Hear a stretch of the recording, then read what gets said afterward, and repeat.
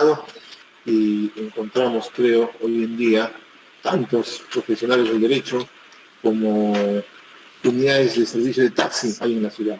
Así es la masificación de nuestra carrera. Y esto además porque en nuestro medio creo que hay no menos de 15 facultades de derecho que cada año producen precisamente potenciales abogados. Y entonces en un entorno en donde se masifica la profesión, entonces las posibilidades son escasas si es que no alcanzamos altos niveles de competencia. Y creo que esa es una de las razones por la que los estudios de posgrado también se han masificado. Entonces, antes eran excepcionales, ¿no? Algunos cuantos que tenían esa posibilidad y oportunidad de cursar estudios de maestría, estudios de doctorado. Pero hoy en día esto se ha masificado. ¿Por qué? Porque la generalidad los está asumiendo. Entonces, se trata de que en esta presencia masiva se trata de alcanzar altos y especiales niveles de competencia para tener oportunidades reales y efectivas y poder alcanzar pues niveles de decoro en la realización de nuestra vida personal a través del ejercicio de la profesión. Muy bien, entonces, saludo y felicito por eso. Vamos a trabajar el día de la fecha el tema relativo al segundo capítulo que forma parte del contenido silábico de nuestro curso y que se refiere precisamente al debido proceso. Vamos a compartir pantalla para presentar una diapositiva. Estamos grabando. ¿Solo yo puedo dar la orden de grabar o es que alguno de ustedes más puede hacerlo? Hay un compañero que estaba grabando, pero gracias. Usted ha apretado no grabar, porque está activándose recién, pareciera. Ah, ok. Esperemos que esté en rojo para que empiece este doctor. Por favor. Correcto. Mientras tanto, vamos activando la presentación de pantalla.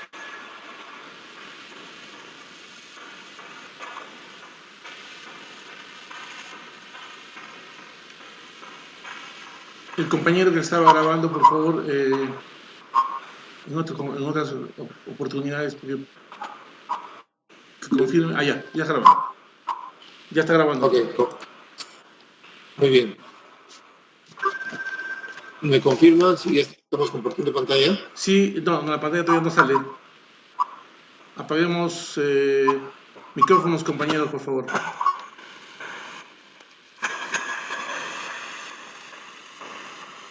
Sí. Sí, está bien, se ve, doctor. Ya visualizamos las diapositivas, ¿correcto? Se visualiza, doctor. Tal vez un F5 para que salga en toda la pantalla. Ya está, F5, ¿no?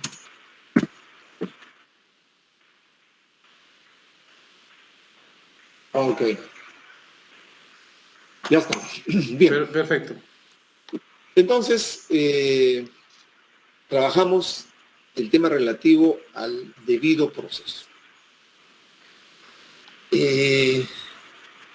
Vamos a incorporarnos al análisis de este capítulo, de este tema, a partir de una remisión histórica, en primer lugar.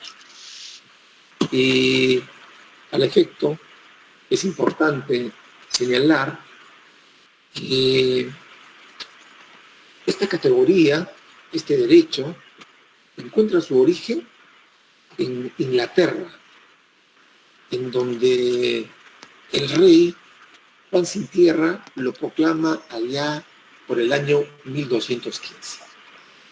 En aquella época se presentaba una situación de convulsión, y es que a raíz de la guerra permanente de larga data y de varios años que sostuvo Inglaterra con Francia, la situación del reinado bajo la conducción de Juan Sin Tierra se presentó en una situación de seria dificultad, dificultades económicas básicamente, de tal manera que para sostener la guerra y en el ánimo de querer recuperar determinados terrenos perdidos, entonces se aumentaron los impuestos que ya de por sí en aquella época eran muy onerosos y constituían una carga pesada. Pero además de eso se restringieron libertades, se llegó inclusive a confiscar tierras y se llegó a aplicar penas excesivas y severas. Se restauraron las famosas ordalías, se establecieron castigos severos como la mutilación de los órganos, entre otros, que determinaron que este gobierno del rey Juan Sin Tierra se convirtiera en un gobierno tiránico y despótico. Y eso generó la reacción entonces de los ciudadanos. Y quienes tomaron la pauta o la batuta para generar una protesta en contra de esta forma de gobernar fueron los varones y principalmente los nobles ingleses. Y entonces estos le reclamaron al rey que suscriba un documento en el cual se sancione el respeto a la ley. Y el rey se negó a suscribir este documento. Y esto convulsionó más la situación en aquella época, a tal punto que todos los varones y todos los nobles de la época en Inglaterra se trasladaron hacia Londres para exigirle al rey la suscripción de este documento, y ante la resistencia permanente y constante del rey, entonces se levantaron y generaron una rebelión, obligando al rey a escapar, a fugar, para refugiarse en un lugar apartado. Es desde este lugar apartado que se conoce como Runnymede que el rey acepta finalmente suscribir este documento que le reclamaban los varones y los nobles ingleses. Y es así entonces que el rey suscribe en el año 1215 el documento denominado como el Gran Documento de las Libertades de Inglaterra, que se constituyó en la Carta Magna de aquella época, en donde se establecía precisamente en su capítulo 39 la siguiente proclama: ningún hombre libre será detenido, ni preso, ni desposeído de sus bienes, ni declarado fuera de ley, ni desterrado, ni perjudicado en cualquier otra forma, sino en virtud de un juicio legal según la ley del país. Este es el primer documento que expresa el derecho al debido proceso sobre la base del reconocimiento del previo juicio legal. Aquí encuentra su origen entonces lo que en algún momento destacaba Monroy Gálvez cuando reconocía que el derecho a la tutela tenía dos momentos: un momento anterior al proceso y otro en el proceso. Y cuando abordaba el derecho a la tutela en el proceso, entonces nos reconocía como primera manifestación el derecho al proceso, es decir, aquella conquista en virtud del cual entonces se reconoce que nadie puede ser condenado, que nadie puede ser desposeído, que nadie puede ser detenido si es que antes no ha sido sometido a un juicio previo. Y a un juicio previo sobre la base de la ley. Definitivamente esta fue una conquista de trascendencia y de relevancia histórica que marcó el inicio del derecho al debido proceso. Más adelante, todavía en esta evolución histórica, el rey Eduardo III, en el año de 1354, ratifica aquella proclama. Pero esta ratificación lo hace con la mención expresa ya de lo que es el debido proceso legal, el famoso Due Process of Law. Y entonces, en la Constitución de aquella época, destaca, casi en los mismos términos que la proclama anterior, pero con la diferencia de que incorpora de manera expresa e inequívoca el concepto del debido proceso legal. Y nos dice una vez más que ninguna persona, cualquiera que sea su condición o estamento, será privada de su tierra, ni de su libertad, ni desheredado, ni sometido a pena de muerte, sin que antes responda a los cargos de un proceso legal. Es el año 1354, entonces, en donde encuentra su origen este concepto, esta categoría del debido proceso legal, el famoso Due Process Law. Entonces, Esta categoría que se originó en Inglaterra se irradió hacia sus colonias y en efecto se irradió hacia las colonias norteamericanas como una garantía de la libertad personal frente a las arbitrariedades del monarca o en su momento frente a las arbitrariedades de los jueces. Y se incorporó en las constituciones de Maryland, de Pensilvania y de Massachusetts para posteriormente consolidarse en los textos constitucionales de los Estados Unidos a través de las famosas enmiendas que se produjeron tanto en el año de 1791 y en el año de 1886. Recordemos la famosa enmienda 5, la quinta enmienda a la Constitución Política de los Estados Unidos y más adelante la enmienda 14. La primera que señala que a ninguna persona se le privará de la vida, la libertad o la propiedad sin el due process of law, cuya versión fue extendida a través de la enmienda 14 para que esta protección le alcance además al sujeto respecto del Estado, y ya no solamente respecto de otros particulares. Y por eso la enmienda 14 introduce esta reforma sustancial y nos dice: ningún Estado podrá privar a ninguna persona de la vida, de la libertad o de la propiedad sin el due process of law. Entonces, de esta manera se incorpora en los Estados Unidos el debido proceso que en su faz inicial, que en su momento inicial, solamente fue aplicado e interpretado únicamente desde su dimensión procesal, nada más.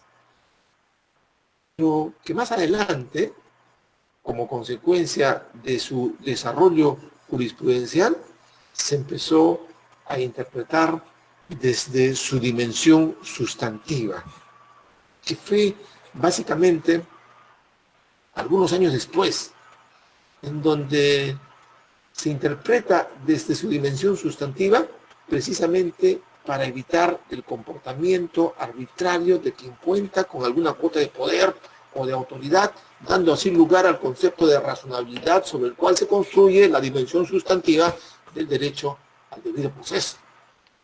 Y fue precisamente la enmienda 14 la que marcó la pauta para construir, ¿no?, la dimensión sustantiva del debido proceso.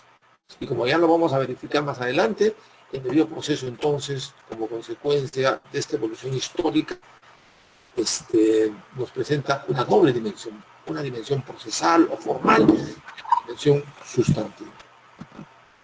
Es así como este derecho, a partir de la enmienda 14, determinó que en su notable desarrollo se convierta en la llave maestra de las garantías constitucionales respecto de la actividad jurisdiccional y toda aquella que signifique resolver una determinada situación.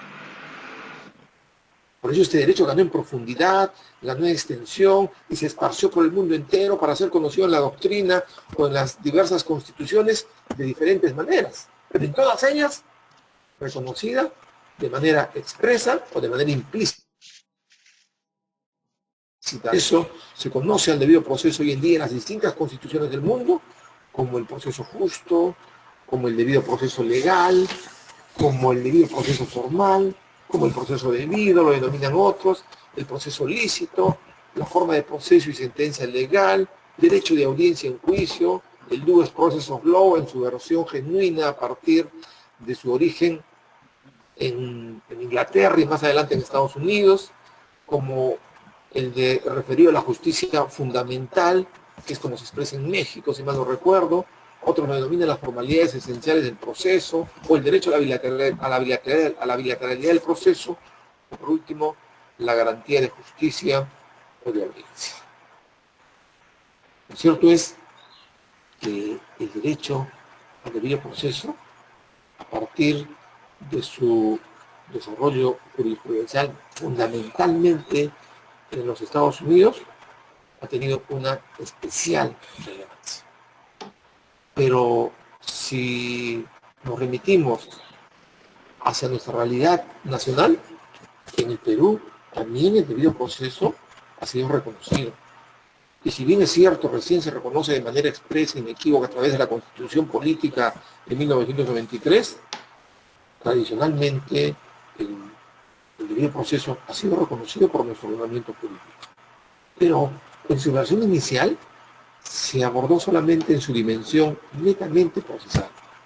Y es más, en esa corriente reductora de este derecho ante la ausencia de una norma constitucional, se abordó no solo en su dimensión procesal, sino además con exclusividad para el proceso judicial. Entonces el debido proceso se aplicaba solamente desde esa dimensión procesal, pero únicamente en el proceso judicial.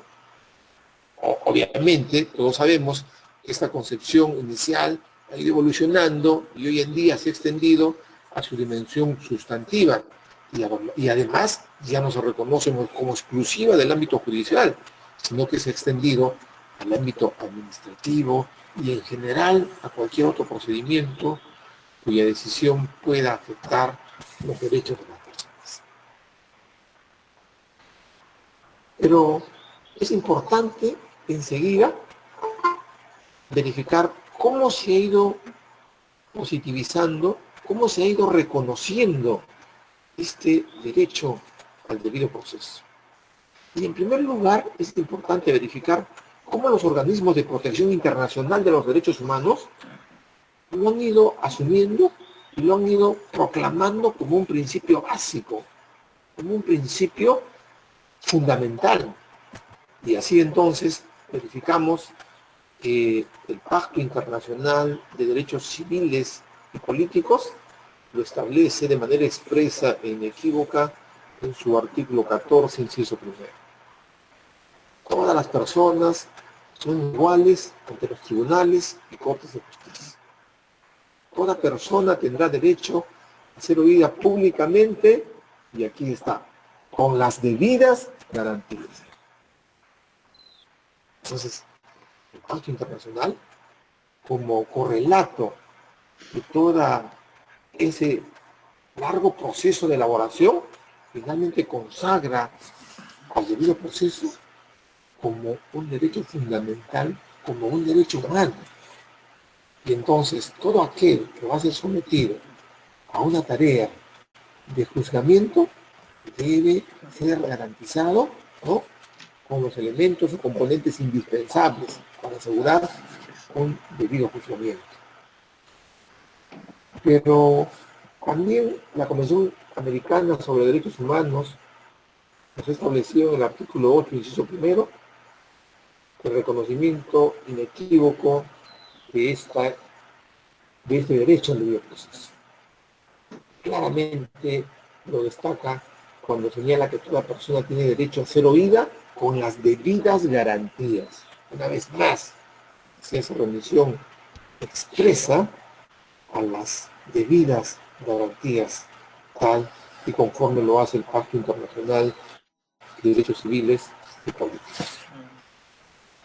Entonces, es sumamente importante hacer esta remisión a estas normas que están comprendidas en los organismos de protección internacional de derechos humanos, porque si bien es cierto, nos reconocemos como un Estado constitucional de derecho, estamos en el tránsito al Estado convencional de derecho, porque no nos olvidemos que de acuerdo a nuestra Constitución, según el artículo 55, los tratados internacionales, una vez ratificados por el Perú, son parte del ordenamiento jurídico. Pero no solamente eso, sino que además estamos obligados a asumir y consecuentemente a aplicar toda la interpretación vinculante que los organismos internacionales han desarrollado en relación a cada uno de los derechos humanos que se reconocen a través de estos instrumentos normativos.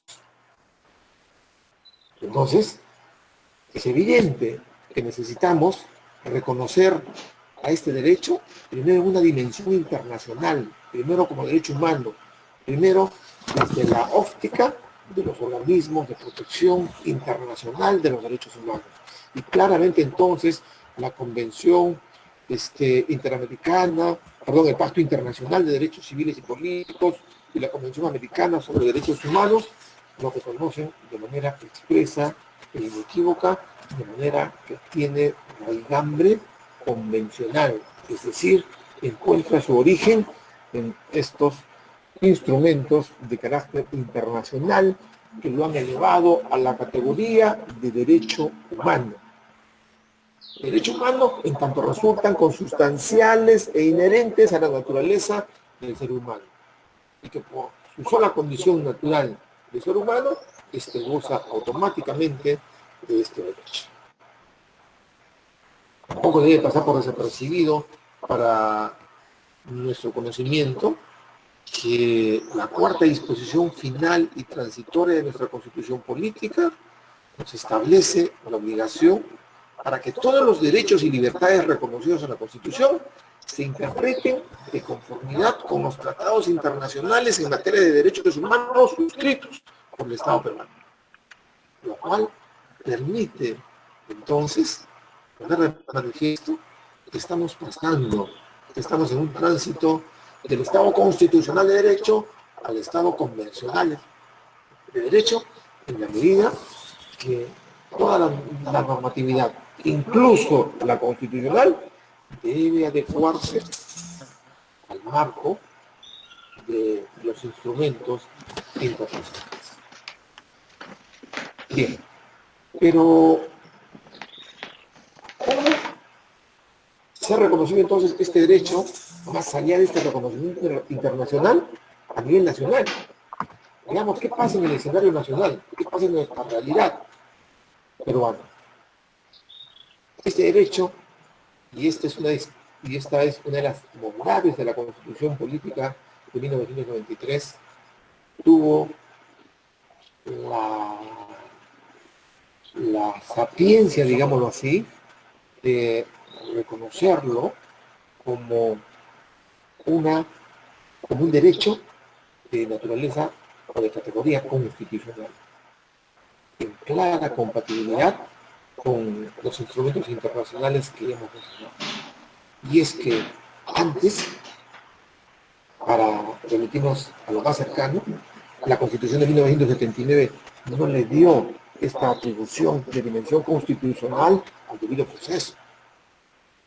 Y se entendía implícitamente porque además había sido objeto de reconocimiento de normas de inferior jerarquía en la Ley Orgánica del Poder Judicial, por ejemplo, pero no tenía un reconocimiento a nivel constitucional. Y ese es el artículo 139 de nuestra Constitución, que ha elevado a una dimensión constitucional el derecho al debido proceso y el derecho a la tutela jurisdiccional, cuando en el inciso tercero nos dice que son principios y derechos de la función jurisdiccional la observancia del debido proceso y la tutela jurisdiccional.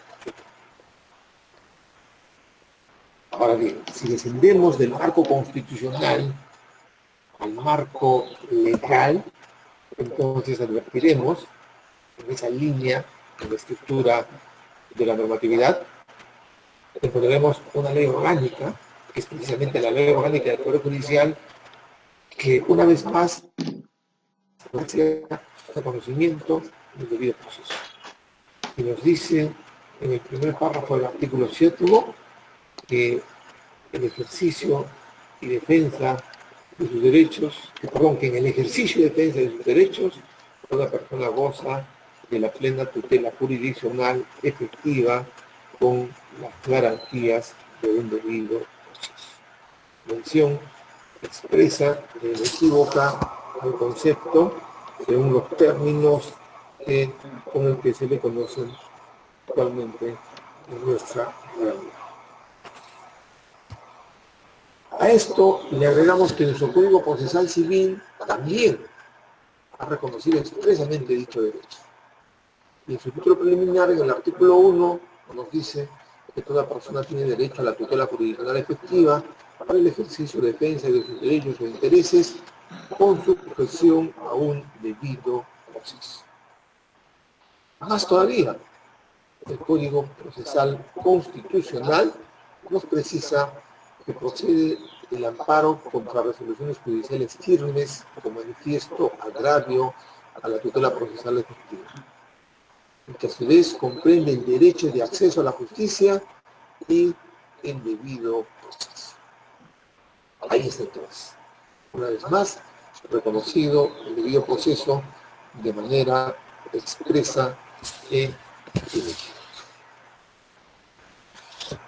A pesar de este reconocimiento y más allá de la complicación que nos presenta el Código Procesal Constitucional cuando implementa una denominación diferente al debido proceso, entonces, un segundito, por favor, voy a contestar una llamada urgente. Ya denme un segundo, chicos.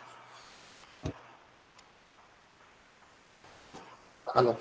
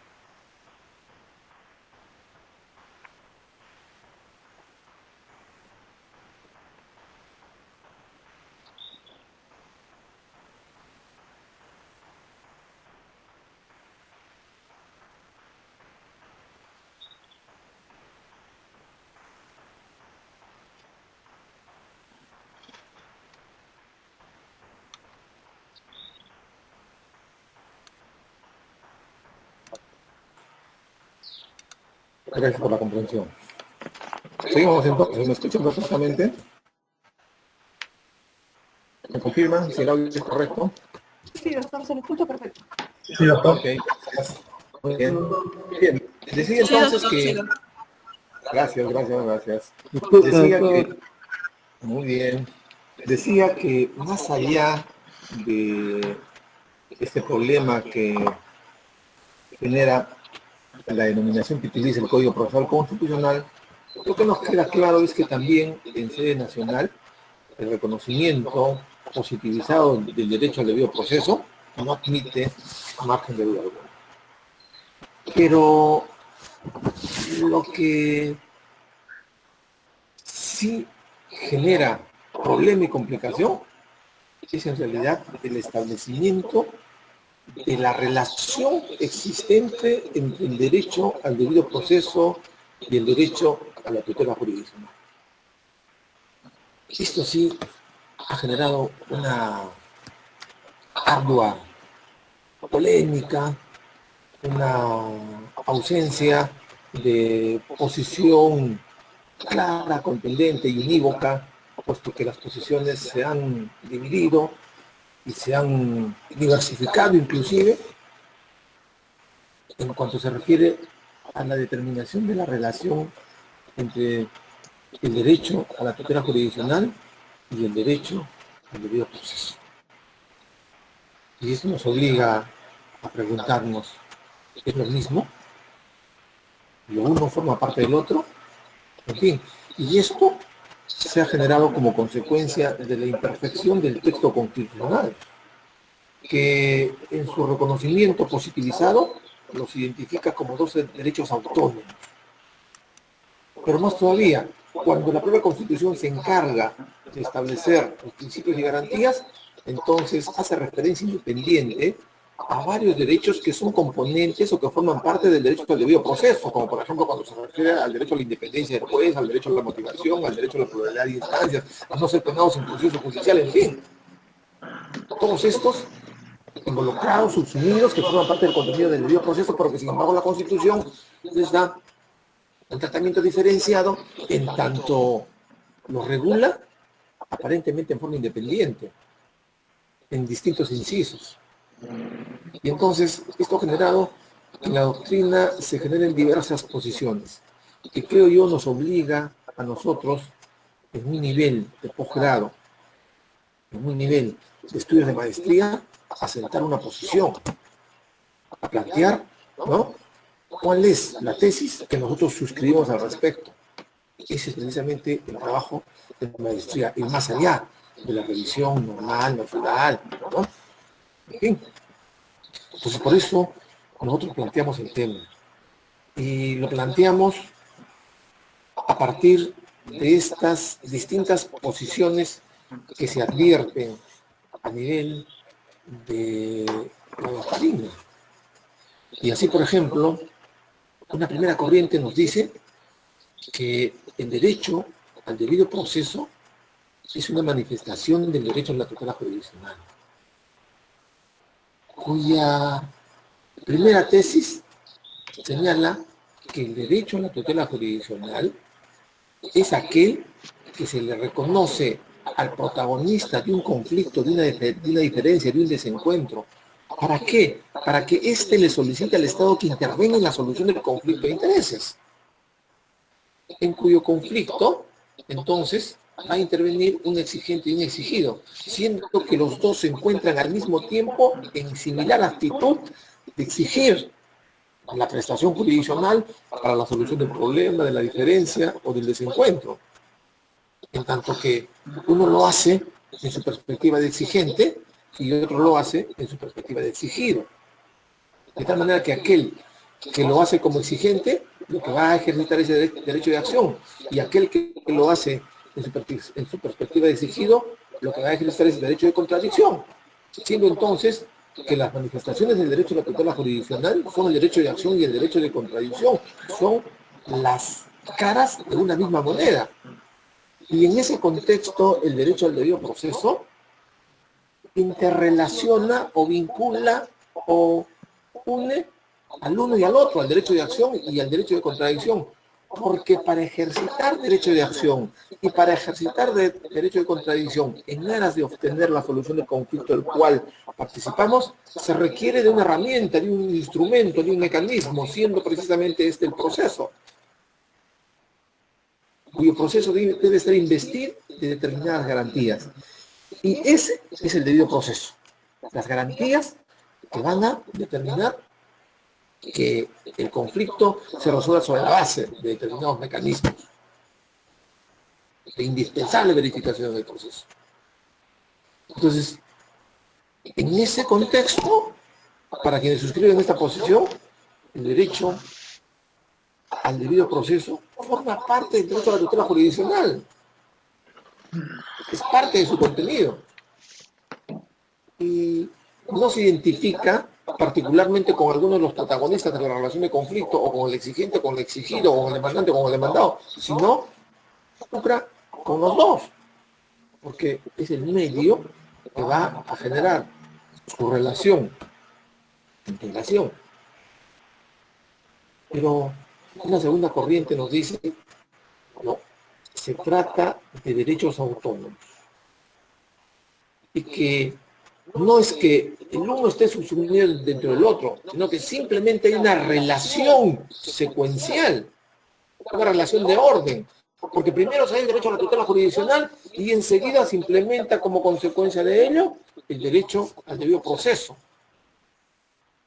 Y por esta razón entonces se niega que el uno sea parte del otro. A lo mucho se reconoce ese nivel de relación secuencial sucesiva, más no se subsume el uno dentro del otro.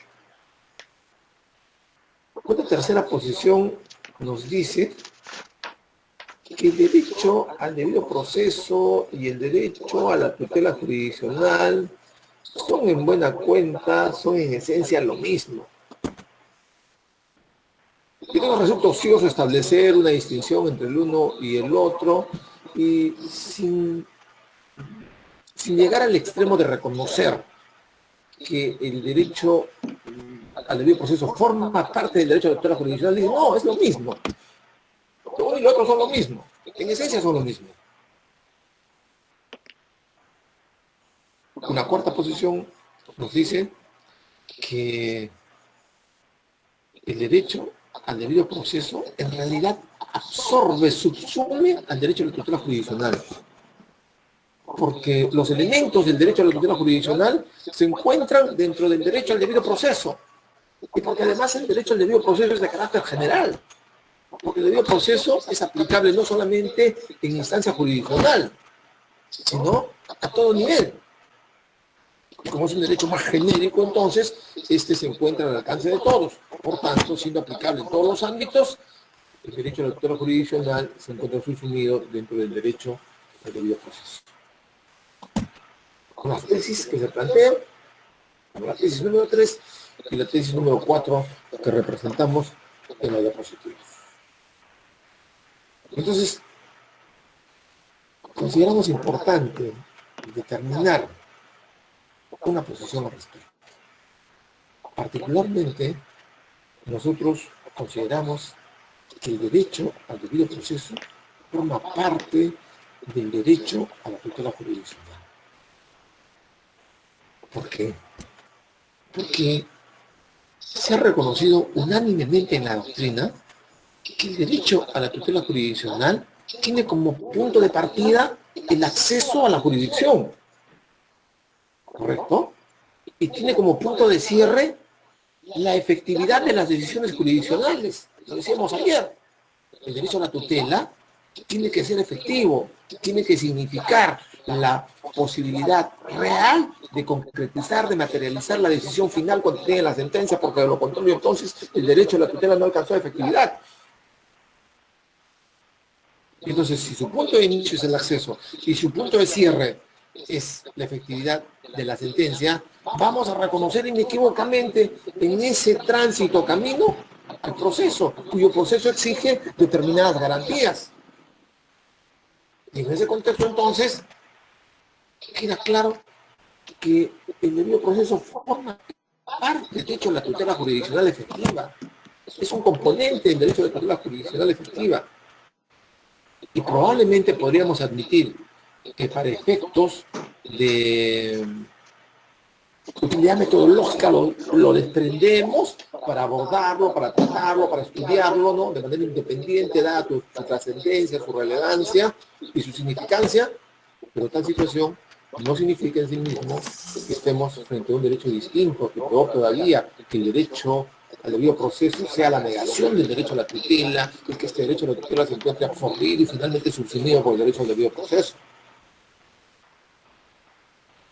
Entonces, particularmente, respetando las posiciones y respetando las opiniones de los componentes de este grupo de maestría, nosotros consideramos que el derecho al debido proceso forma parte del derecho a la tutela jurisdiccional efectiva.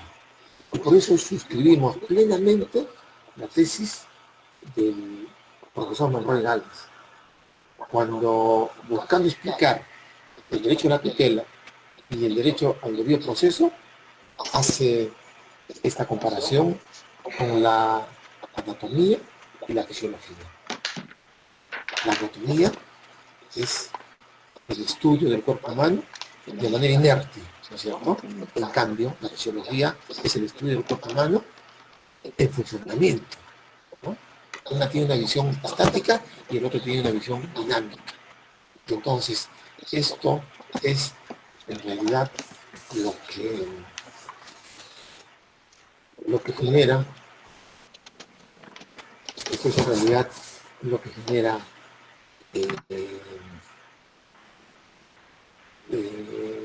la posición de Monroy en tanto reconoce el derecho al debido proceso como parte del derecho a la tutela jurisdiccional.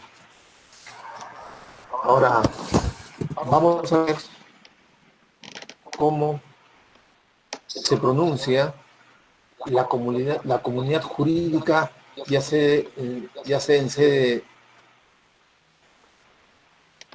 en sede internacional, en sede nacional. Ahí está. Ya he dicho la doctrina. Bien.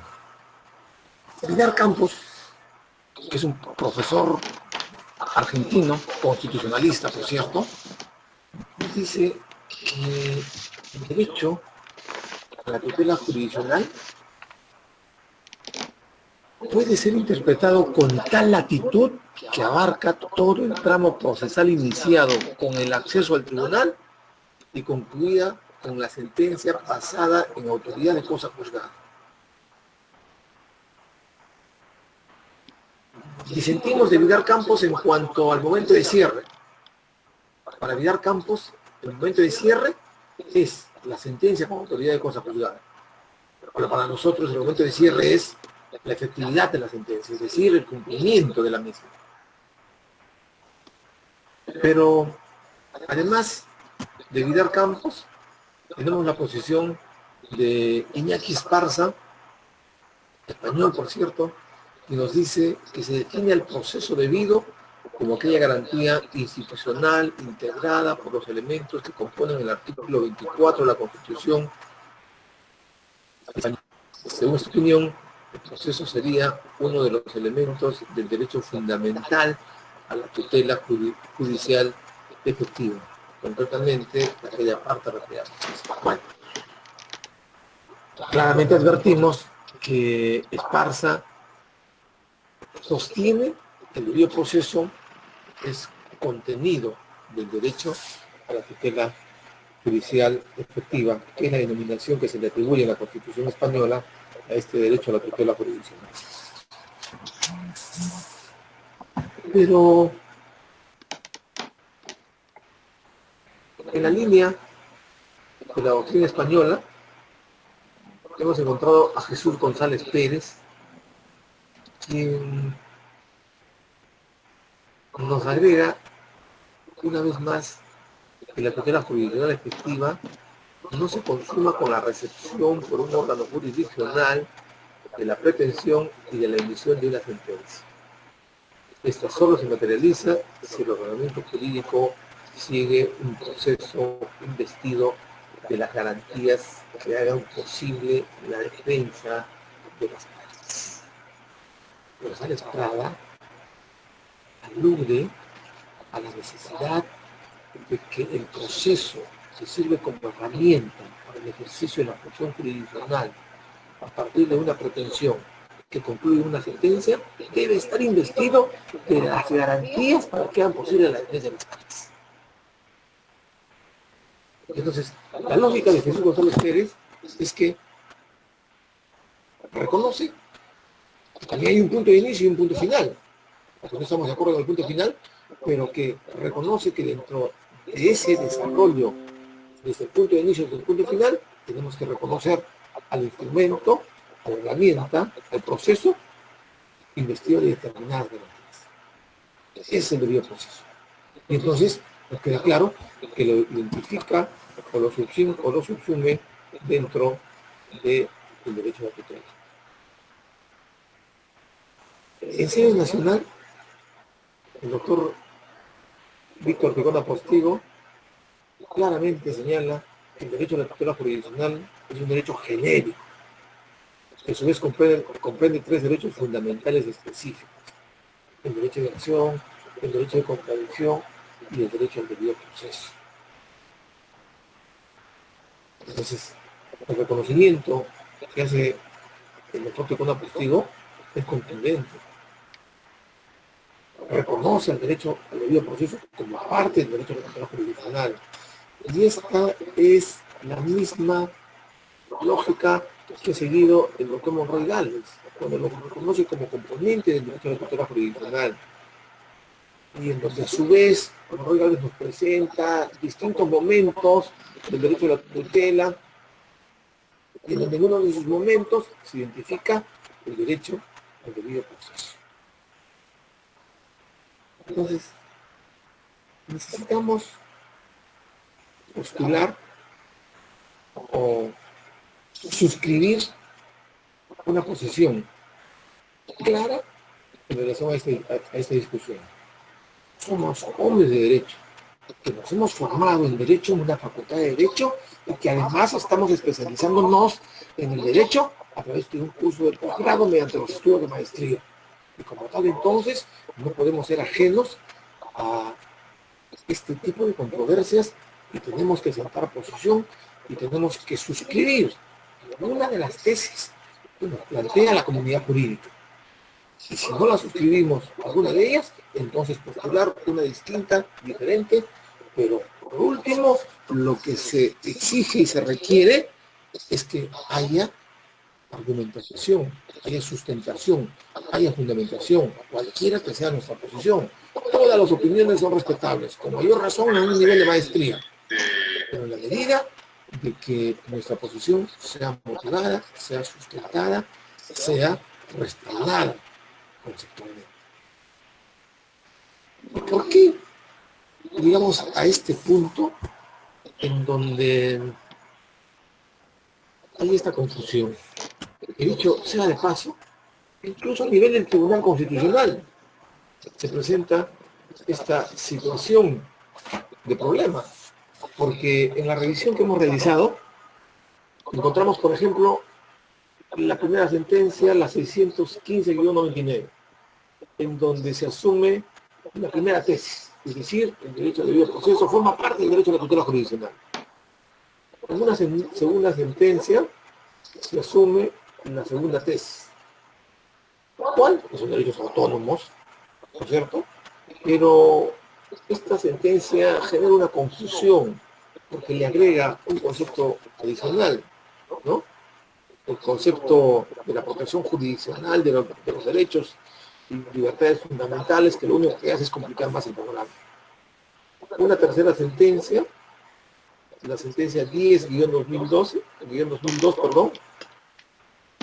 invoca el concepto como derechos sinónimos, lo que pareciera significar que estaría retomando la primera tesis, ¿no? Es decir, que se subsume dentro del derecho al debido proceso, dentro del derecho a la tutela jurisdiccional. Y una última sentencia del Tribunal Constitucional, no tengo el número a la mano, nos dice lo siguiente, la encontré recién anoche lecturando un poco en relación al tema. Nos dice lo siguiente: existen dos referentes de los derechos de los justiciables: la tutela judicial efectiva como marco objetivo y el debido proceso como expresión subjetiva y específica. Ambos se encuentran previstos en el artículo 139, inciso 3 de la Constitución Política del Perú. Mientras que la tutela judicial efectiva supone tanto el derecho de acceso a los órganos de justicia como la eficacia de lo decidido en la sentencia, es decir, una concepción garantista y tutelar que encierra todo lo concerniente al derecho de acción frente al poder deber de la jurisdicción, el derecho al debido proceso, en cambio, significa la observancia de los derechos fundamentales, esenciales del procesado, principios y reglas esenciales exigibles dentro del proceso como instrumento de tutela de los derechos subjetivos. Entonces, esta sentencia más reciente tiene varias peculiaridades. La primera es que ya no nos habla del derecho a la tutela jurisdiccional efectiva, nos habla del derecho a la tutela judicial efectiva, ¿no? Reconduciendo la denominación. Primera cuestión. Segundo, las reconoce en una dimensión objetiva el derecho a la tutela judicial, así llamada, y la reconoce en una dimensión subjetiva el derecho al debido proceso. Y cuando le da contenido al derecho a la tutela judicial efectiva, reconoce solo el derecho de acceso a los órganos de justicia y el derecho a la eficacia de lo decidido en la sentencia. Y dentro de este contenido no lo reconoce el debido proceso. Y más bien lo aborda finalmente para decir que el debido proceso significa la observancia de derechos fundamentales del procesado, otorgándole una dimensión subjetiva, estableciendo que es un instrumento de tutela de los derechos subjetivos. Entonces el panorama se complica más todavía. ¿Y por qué llegamos a este nivel de dificultad? ¿Por qué tanto problema en la determinación de uno y otro? El doctor Giovanni Priori hace un análisis interesante del tema y explica bien que en realidad esto obedece a que estos derechos se originan en traducciones jurídicas distintas. Y es que el derecho al debido proceso se origina en la tradición jurídica del common law, de la cual es tributaria Inglaterra, en donde nace este derecho, y que luego se proyecta hacia los Estados Unidos, que son tributarios del common law. Y que por su parte el derecho a la tutela jurisdiccional se origina en la tradición jurídica romano-germánica. Entonces, si bien es cierto, estas dos tradiciones jurídicas importantes en el mundo actual, si bien es cierto que tienen una relación de constante diálogo y comunicación, estas tienen evidentemente diferencias de origen, diferencias culturales y estructurales que no pueden pasar por desapercibidos. Y pareciera ser que ahí encuentra la dificultad para reconocer ambas categorías. En efecto, en la tradición romano-germánica reconoce como fuentes del derecho más importantes a las fuentes formales, la Constitución y la ley, ¿verdad? En cambio, en la tradición anglosajona, las fuentes principales del derecho son la jurisprudencia y la costumbre, pero principal y fundamentalmente la jurisprudencia. En cambio, en la tradición romano-germánica, la jurisprudencia se constituye en una fuente no formal, pero supletoria. Solo en defecto de las fuentes formales, en la Constitución, la ley y los reglamentos, entonces se puede ingresar a tomar como fuente a la jurisprudencia. Ahora, en la tradición romano-germánica, el papel del juez, aún en la concepción publicista del proceso en donde se le atribuye una actuación dinámica, activa y protagónica, no es tan difundido como el que tiene en la tradición anglosajona. Y es que la tradición romano-germánica es una tradición jurídica de doctrinarios y legisladores. El derecho avanza con los aportes doctrinarios que posteriormente van a ser recogidos por las leyes.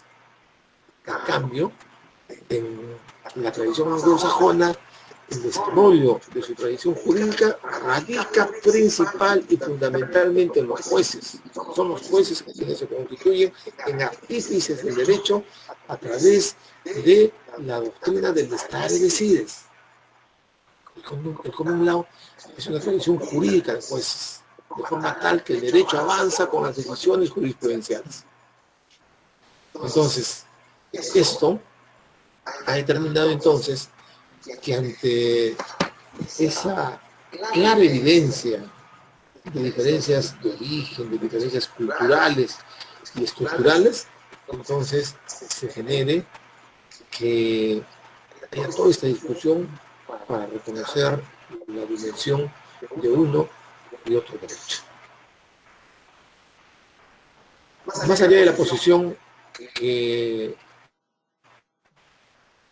seguramente vamos a asumir, lo que me interesa con mi concepto es destacar la relevancia y la importancia de estos derechos como indispensables, no solo para el tratamiento jurisdiccional, sino para la tarea de solución de diferencias, conflictos o desencuentros a cualquier nivel, en el ámbito jurisdiccional, en el ámbito administrativo e incluso en el ámbito interpersonal o a través de las instituciones complejas. No puede escapar a nuestro reconocimiento, su trascendencia, su importancia y su relevancia. Con mayor razón, si es que a la luz de la experiencia advertimos nítidamente su presencia protagónica. Cuando nosotros revisamos las acciones de amparo que llegan al Tribunal Constitucional o aún sin llegar al Tribunal Constitucional, advertiremos que las acciones de amparo se fundan básicamente en vulneración al debido proceso en un gran porcentaje. En algún momento se hizo un estudio al respecto y alcanzaban niveles que superaban el 50%. Ahora, si a esto le agregamos que en materia de justicia ordinaria, cuando se interpone el recurso de casación, los recursos de casación también en un gran porcentaje se sustentan en la gestación a un debido proceso. Y por último, los pedidos nulificatorios que se generan permanentemente a lo largo del desarrollo del proceso se sustentan también en una gran cantidad de casos de vulneración del derecho al debido proceso. Pues que duda cabe que estamos frente a un derecho especial relevancia, que nos obliga a abordarlo con toda su vivencia. Bien. Entonces, presentamos ya concretamente al concepto del derecho a la tutela jurisdiccional. Dentro de los distintos conceptos que hemos advertido a la luz de la doctrina, destacamos el que nos presenta Arturo Hoyos Figueres. Nos dice el autor que el debido proceso es una institución instrumental en virtud del cual debe asegurarse a las partes en todo proceso legalmente establecido que se desarrolle sin dilaciones injustificadas, oportunidad razonable de ser oídas por un tribunal competente, determinado por ley, independiente e imparcial, de pronunciarse respecto a las pretensiones y manifestaciones de la parte contraria, de aportar pruebas lícitas relacionadas con el objeto del proceso y de contradecir las aportadas por la contraparte, de hacer uso de los medios de impugnación consagrados por la ley contra resoluciones judiciales motivadas y conforme a derecho, de manera que las personas puedan defender efectivamente sus derechos. Bien. ¿Y por qué utilizamos este concepto? Porque el concepto trabaja principal y fundamentalmente la determinación de su contenido. El concepto se preocupa por destacar cuáles serían estas garantías que exige el debido proceso. Y hace una relación, una enumeración larga, prolija, si se quiere. Pero no cabe duda entonces, independientemente de la definición que nos propone el autor, estamos frente a un derecho fundamental, frente a un derecho humano, en virtud del cual lo que se exige es que en todo proceso se presenten determinadas condiciones, determinadas garantías indispensables para asegurar un adecuado juzgamiento, un adecuado pronunciamiento. Ese es, en buena cuenta, el sustrato del concepto. La verificación de determinadas garantías. ¿Garantías para qué? Garantías para asegurar el pronunciamiento del órgano ante el cual se esté ventilando una situación determinada. Entonces, este concepto nos obliga a reconocer que el debido proceso reconoce tres características inmediatas. Primero, el debido proceso es de efectividad inmediata. ¿Qué significa que sea de efectividad inmediata? Significa que no se requiere de su positivización para que sea reconocido como tal. En tanto, el derecho al debido proceso es un derecho humano y por lo mismo se reconoce como una cualidad consustancial e inherente a la naturaleza humana, no requerimos que sea proclamada en los instrumentos internacionales de protección a los derechos humanos, tampoco requerimos que sean proclamadas en las constituciones o en la ley, sino que por el solo hecho de nuestra condición natural de seres humanos, ya automáticamente estamos investidos de ese derecho. Y si bien es cierto, los ordenamientos de protección internacional de los derechos humanos, las constituciones y las normas de desarrollo lo han establecido, lo han hecho en garantía frente a cualquier arbitrariedad que pudiera consumarse a pesar de su condición de derecho humano. Entonces, la primera característica es un derecho de efectividad inmediata. Segunda característica, es un derecho de configuración legal. En la medida que reconociéndose que el proceso debe estar investido de garantías, debemos de darle contenido a cada una de esas garantías. Y este contenido lo vamos a efectuar a través de normas de desarrollo constitucional. Y entonces serán las normas contenidas en el Código Procesal Civil, en la Ley Orgánica y en otras normas las que determinarán el modo y forma cómo efectivizamos, cómo viabilizamos, cómo impedimos que se afecte y que se conspire contra este derecho al debido proceso. La cosa requiere de desarrollo normativo. Y por último, se reconoce al derecho al debido proceso como un derecho continente. Un derecho continente porque dentro de él reconocemos una serie de derechos específicamente determinados y que son parte de la experiencia y del desarrollo de la jurisprudencia en el common law y que en nuestra realidad de tradición románica, en realidad se entienden o se conciben como derechos implícitos cuando no están contenidos o cuando no están positivizados. Entonces, derecho continente porque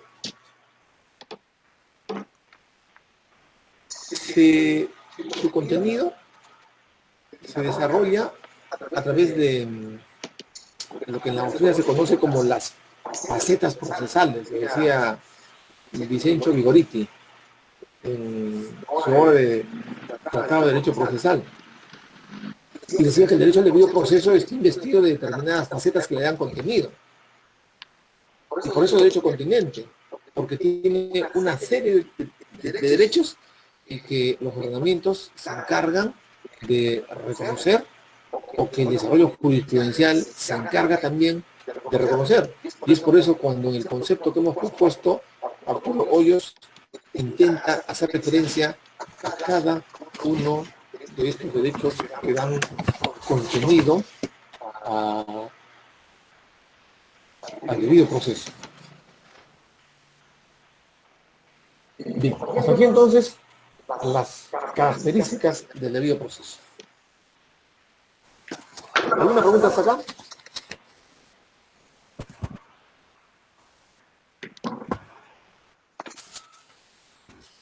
Creo que ninguno. Muy bien. Doctor, a manera de conclusión, no sé, o sea, deberíamos decir, doctor, en todo caso, que tanto la tutela jurisdiccional efectiva es la base del debido proceso, o viceversa, doctor, porque entendiendo que, digamos, entendiendo la motivación de las resoluciones, porque se entiende que ante una carencia o ante una vulneración del debido proceso, esta resolución es impugnable, ¿no? Estoy en la senda correcta, doctor, de repente lo que es... De tu parte es que el derecho a la tutela es la base y que el derecho al debido proceso O sea, se relaciona, ¿sí? nacional como el derecho fuente, como el derecho matriz, el derecho génesis, dentro de cuyo derecho se subsume y encuentra su origen el derecho al debido proceso. ¿Y por qué sostenemos esto? Porque no hay margen de duda alguna, y así lo hemos destacado, la doctrina ha reconocido unánimemente que el derecho a la tutela jurisdiccional tiene un punto de inicio, un punto de partida, que es precisamente el acceso a la jurisdicción. Pero no se agota el derecho a la tutela jurisdiccional con el simple acceso a la prestación jurisdiccional, sino que este se va a completar o se va a agotar cuando se alcance la efectividad de la decisión emitida frente a un determinado conflicto de interés.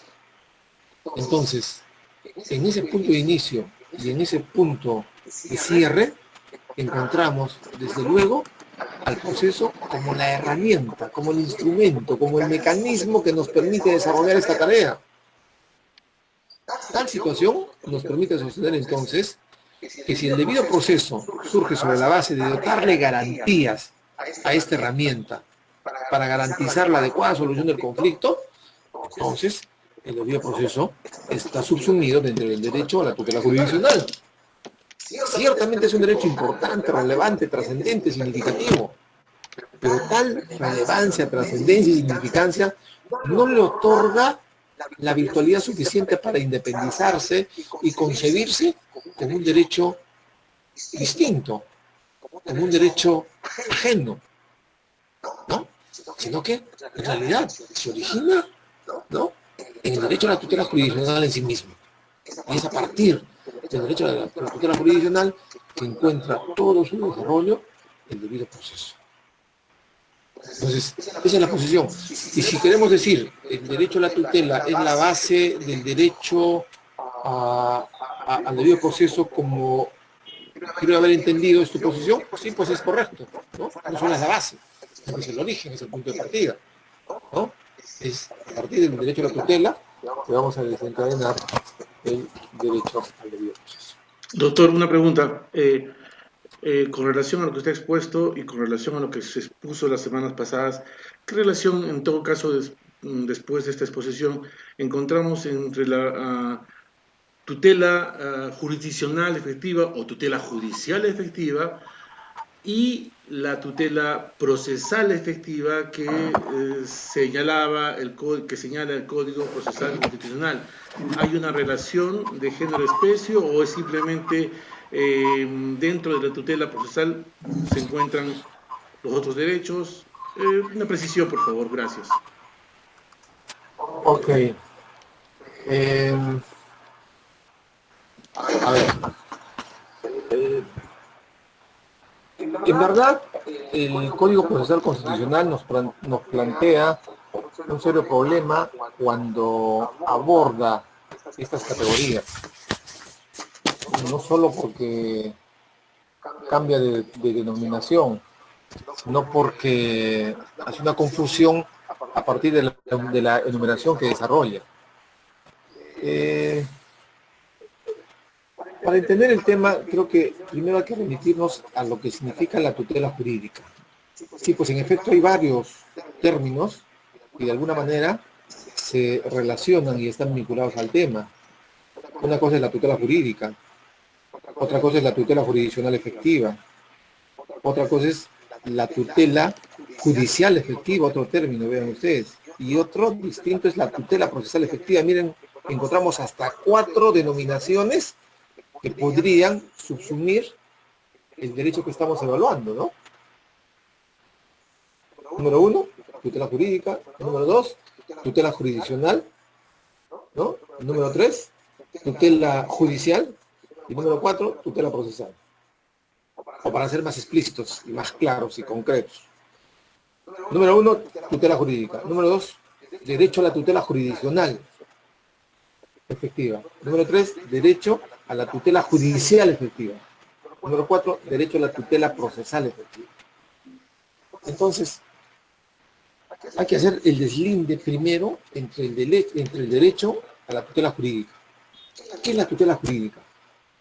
La tutela jurídica es aquella que emana del ordenamiento jurídico. En tanto, este se encarga de organizar y regular la vida en sociedad, estableciendo los derechos, las facultades y prerrogativas, así como las cargas, obligaciones y deberes de los miembros o componentes de la vida en sociedad. Entonces, esta tutela que emana del derecho objetivo, podemos obtenerla extraproceso, es decir, al margen del proceso, al margen de la intervención del Estado. ¿Cómo? Cuando de manera libre, voluntaria y espontánea, la sociedad cumplen voluntariamente las reglas del derecho objetivo. Por ejemplo, si una persona ocasiona un daño a otra, una conducta dolosa o culposa, ¿qué nos dice la tutela jurídica que nos brinda el ordenamiento jurídico? Aquel que ocasiona un daño está obligado a repararlo. Y si Juan ha ocasionado un daño a Luis, entonces Juan decide de manera libre, voluntaria y espontánea reparar el daño que le ha ocasionado a Luis. Entonces, la tutela jurídica que emana de las reglas que regulan la vida en sociedad y que aparecen contenidas en el derecho objetivo, se ha consumado. Pero cuando las personas, cuando los protagonistas de la vida en sociedad no se someten voluntariamente a las reglas del derecho objetivo, entonces se impone la necesidad de la observancia coactiva de la conducta requerida por el obligado. Aquel que no quiere reparar el daño, entonces habrá que obligarlo. ¿Y cómo lo vamos a obligar? A través de la intervención del órgano jurisdiccional. Entonces, si la tutela se va a realizar mediante el proceso, entonces nos encontramos frente al derecho a la tutela jurisdiccional efectiva sin duda alguna, porque esta se va a realizar mediante la intervención del órgano jurisdiccional del Estado. Y por eso se dice precisamente que el derecho a la tutela jurisdiccional tiene como característica el de ser un derecho público. ¿Y por qué es un derecho público? Porque se hace valer frente al Estado, porque es el Estado quien tiene el deber de la prestación de la actividad jurisdiccional. Entonces, nos está quedando claro que entre tutela jurídica y tutela jurisdiccional, ¿no?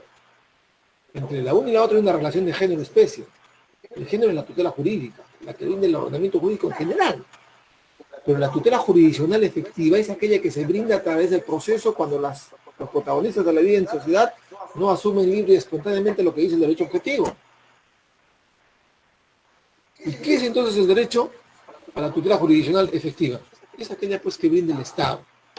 El Estado, cuando prohíbe la autotutela, cuando prohíbe la justicia por mano propia, entonces como correlato de esta prohibición se obliga a asumir la tarea de solución de conflictos, la tarea de resolver los problemas. Y esta tarea la asume el Estado como tal, no la asume particularmente el juez, no la asume el instrumento, la herramienta, el proceso, sino la asume el Estado. Por eso el Estado desarrolla una función jurisdiccional. Y es esa función jurisdiccional la que va a generarle al Estado el deber de brindar tutela a las distintas situaciones jurídicas materiales que se presenten en la vida social. Entonces, Desde esa perspectiva nos queda claro que la denominación del derecho que estamos examinando, derecho a la tutela jurisdiccional efectiva, es la correcta y adecuada porque se trata, pues, de una obligación estatal, de una obligación del Estado que se desarrolla a través de la función jurisdiccional en esa dimensión tripartita, de un poder ejecutivo que administra, de un poder legislativo que legisla y de un poder judicial que aplica la ley. El Estado asume una función jurisdiccional y en tanto el Estado le corresponde asumir esa función jurisdiccional y es el sujeto pasivo del derecho a la tutela, entonces la denominación correcta es derecho a la tutela jurisdiccional, derecho a que el Estado nos preste la jurisdicción, ¿no?, para resolver el conflicto de interés. Entonces, desde esa perspectiva, nosotros consideramos pertinente la denominación de derecho a la tutela jurisdiccional.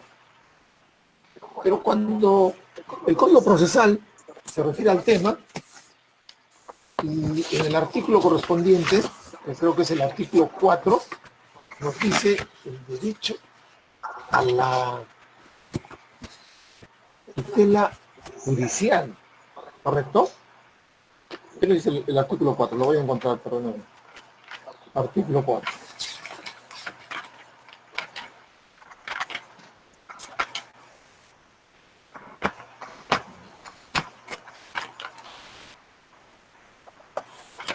Acá lo tenemos.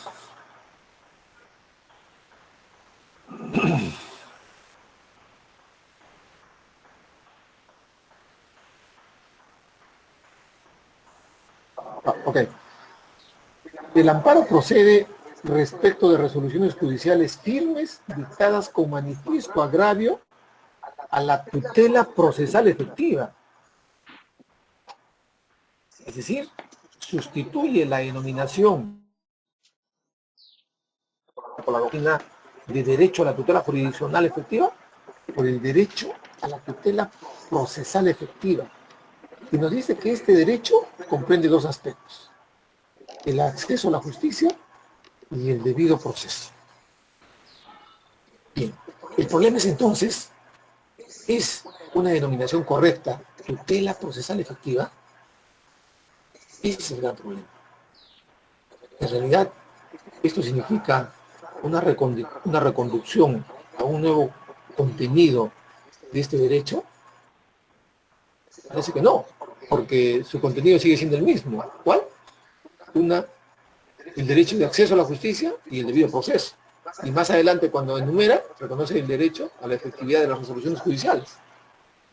Entonces, no es que el Código Procesal esté postulando una reconducción respecto del contenido del derecho a la tutela jurisdiccional, no, sino que simplemente está cambiando la denominación y le está atribuyendo una denominación de tutela procesal efectiva. Entonces la pregunta es, ¿esto es correcto? Tutela procesal efectiva. La tutela se brinda, desde luego, a través de una herramienta, la tutela jurisdiccional. Ya hemos dicho, la herramienta, el elemento, el mecanismo, es el proceso.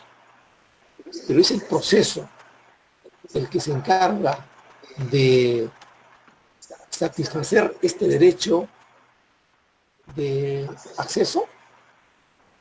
No, es el Estado a quien le corresponde dotar o cumplir con el deber de implementar la solución de los conflictos.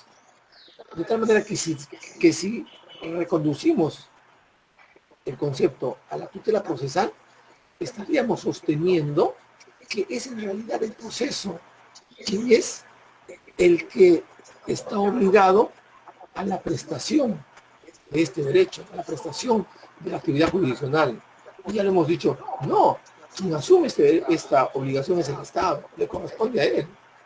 Y el problema es mayor todavía cuando el Código Procesal, en su segunda parte, señala lo siguiente. Dice que la tutela procesal efectiva es una situación jurídica que comprende dos aspectos: el acceso a la justicia y el debido proceso.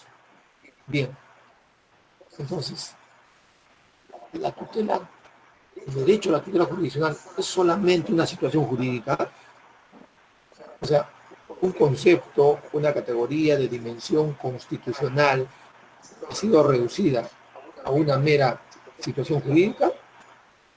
Entonces, tal parece que todo el avance que ha significado la evolución del derecho de la tutela jurisdiccional, su reconocimiento a través de los organismos internacionales de protección de los derechos humanos, su reconocimiento por las constituciones, ha quedado en nada y finalmente reducido a una mera situación jurídica, porque así lo denomina el Código Procesal Constitucional. Es una situación jurídica que comprende dos aspectos y le da contenido. Entonces, no estamos de acuerdo con esta denominación por las situaciones que estamos exponiendo y porque además claramente tenemos que distinguir primero que nuestra Constitución los ha reconocido como derechos fundamentales y lo aborda como el derecho a la tutela jurisdiccional. ¿Por qué cambiarle la denominación para reducirla a solamente el proceso? Con todo lo que eso significa. Segundo, porque nos queda claro desde que el Estado prohíbe la autotutela, entonces asume la responsabilidad de la prestación jurisdiccional. Y el Estado se convierte en el deudor o en el sujeto pasivo. En tanto, que el ciudadano se convierte en el sujeto activo del derecho a la tutela jurisdiccional. El ciudadano le exige al Estado que resuelva el problema. Entonces, claramente ya advertimos que la denominación debe ser consecuente con la dimensión del derecho. Y este derecho se origina en una obligación estatal, en una obligación del Estado a través de su función jurisdiccional. Admitir el derecho a la tutela procesal como sustitutorio del derecho a la tutela jurisdiccional importaría negar el carácter de derecho fundamental de la tutela jurisdiccional. Importaría reducirlo en su categorización, en su dimensión. Entonces, esas, en nuestro concepto, serían las razones por las cuales no estamos de acuerdo con esta denominación. Ahora, también advertiremos que hay otras denominaciones que le atribuyen a este derecho la denominación de derecho a la tutela judicial efectiva. Entonces, cuando se utiliza el término judicial, se particulariza o se individualiza en el juez, como si fuese el juez quien otorga o quien está obligado al otorgamiento de la prestación jurisdiccional. Y nos queda claro que el juez también, al igual que el proceso, solamente es un instrumento, es el que personifica al Estado en su función jurisdiccional. Por eso nos parece que resulta más compatible que utilicemos la denominación tutela jurisdiccional y tampoco tutela judicial efectiva, porque al decir judicial estaríamos reduciendo a la personificación del juez como el obligado al deber de otorgar prestación jurisdiccional. Esa es entonces la relación que ciertamente encontraríamos en esta denominación que utiliza nuestro Código Procesal Constitucional. Bien, chicos, vamos a entrar a un receso, ¿les parece? 15 minutos. Y enseguida hacemos una